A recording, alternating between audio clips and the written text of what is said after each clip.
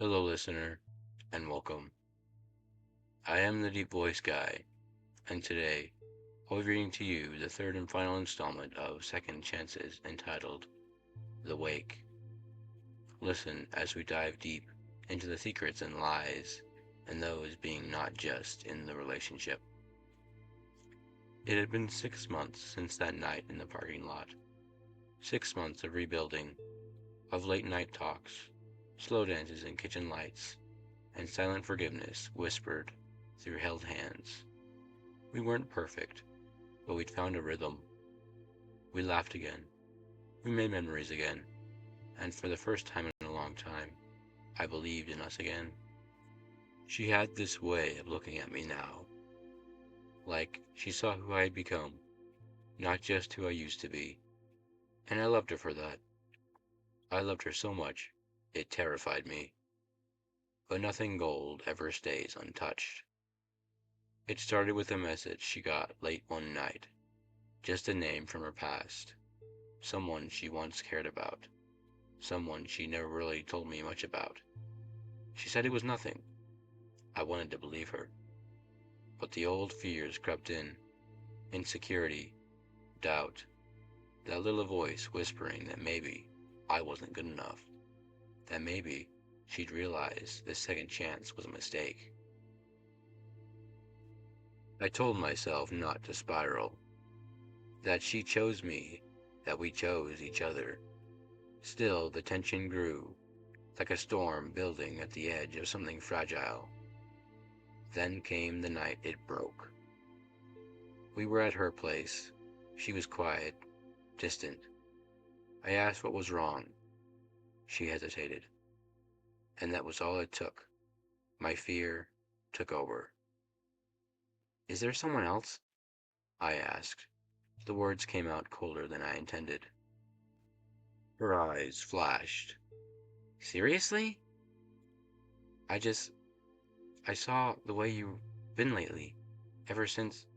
Stop, she snapped, standing. Don't do this.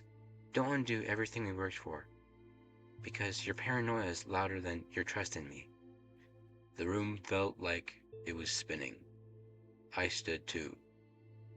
Then tell me the truth. I don't want him, she shouted. I want you, but you're making it really hard to keep choosing you when you keep acting like I'm halfway out the door. We stared at each other, both breathing hard. This wasn't who we were anymore. We'd fought so hard to leave this version of ourselves behind. I closed the space between us, voice softer. Scared of losing you. She looked up at me, tears in her eyes. And stop pushing me away. And then she kissed me, fierce, desperate, like she was trying to seal the cracks before they split wide open. We sank to the couch, tangled in each other like the world was ending. All the tension, all the fear, dissolved into that kiss, into that touch, into that need. I love you, she whispered against my skin. Even when you doubt, even when you fall, I still choose you. I love you too, I said, and I meant it more than ever I had before. Everything slowed, the world stilled, and just as I closed my eyes to take in that piece of that moment, I woke up. Cold sheets, dim room, no warmth beside me, just silence.